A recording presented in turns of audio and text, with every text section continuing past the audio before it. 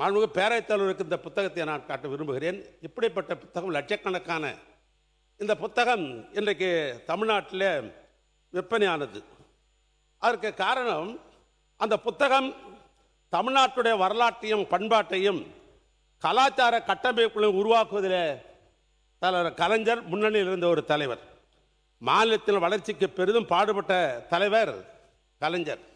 பாரம்பரியத்தை போற்றுவதும் பழமையான கட்டடங்களை பாதுகாப்பதும் பராமரிப்பதும் பொதுத்துறையின் முக்கிய பங்கு என்பதை செயல் மூலம் விளக்கி அதை சிறப்பாக செய்து முடித்தவர் அண்ணன் கலைஞர் அவர்கள். அதனால்தான் இந்த புத்தகத்தை படிக்க வேண்டும் என்று சொன்னதற்கு பல்வேறு ஆன்றோர் பெருமக்கள், சான்றோர் பெருமக்கள், பத்திரிகையாளர்கள் இதில் கட்டுரை எழுதியிருக்கிறார்கள்.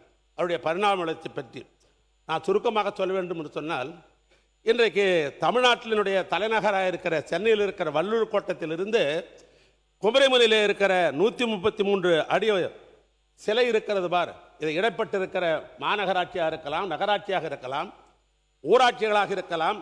ஆக இந்த இடங்களெல்லாம் அண்ணன் கலைஞருடைய அடையாளம் இல்லாத ஊரே கிடையாது என்ற அடிப்படையில் இந்த புத்தகத்தில் அப்படித்தான் குறிப்பிடப்பட்டிருக்கிறது.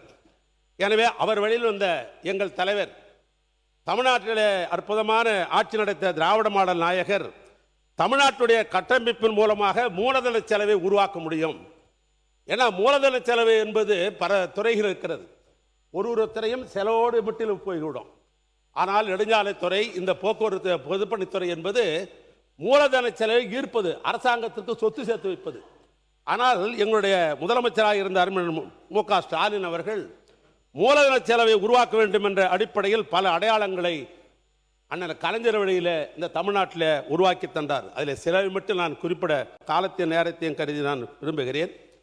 தமிழனுடைய பாரம்பரிய விளையாட்டு ஜல்லிக்கட்டு, அதற்கு கீழக்கரையில் கலைஞர் ஏறுதழுவல் அரங்கம், சைதாப்பேட்டையில் இன்றைக்கு 5 ஸ்டார் ஹோட்டலை போல இன்றைக்கு MC ராஜாவுடைய பெயரில் 10 தளங்கள் கொண்ட மாணவர் விடுதி, கொளத்தூரில் 6 மாடுக்கு கொண்ட பெரியார் மருத்துவமனை, மதுரையில் கலைஞர் நூலகம், தமிழனுக்கு பெருமை சேர்க்க அண்ணன் கலைஞருக்கு சென்னையில் மெரினா கடற்கரையில் நினைவிடம், கள்ளக்குறிச்சி, விருதுநகர், திருப்பத்தூர், மயிலாடுதுறை ஆகிய புதிய மாவட்டங்களுக்கு மாவட்ட ஆட்சி அலுவலகங்கள்.